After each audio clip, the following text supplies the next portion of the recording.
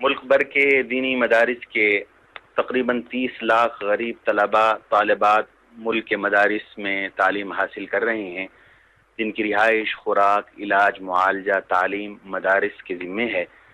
کسی بھی مدرسے میں عسکری تربیت قطعاً نہیں ہو رہی، یہ انتہائی بھیانک اور غلط الزام ہے۔ مدارس تو باہمت، باعمل مسلمان تیار کر رہے ہیں، با اخلاق اور با کردار پاکستانی تشکیل دے رہے ہیں۔ اس لیے ہمارا یہ مطالبہ ہے کہ مدارس کے خلاف ہونے والا آپریشن فی الفور بند کیا جائے۔ جنوبی پنجاب کو ہدف بنا کر یہاں کے پرامن خطے کو آگ اور خون کی آگ میں دھکیلنے کی سازش کی جا رہی ہے۔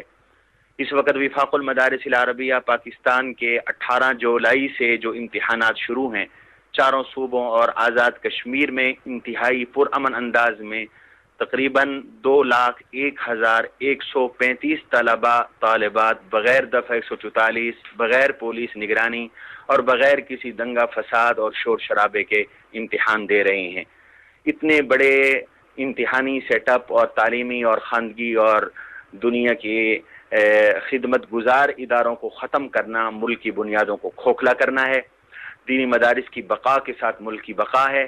اس وجہ سے ہم امت مسلمہ سے درخواست کرتے ہیں کہ دینی مدارس کے تحفظ اور بقا کے لیے آگے بڑھیں اور حکومت اور دیگر ادارے اپنے فیصلے پہ نظر ثانی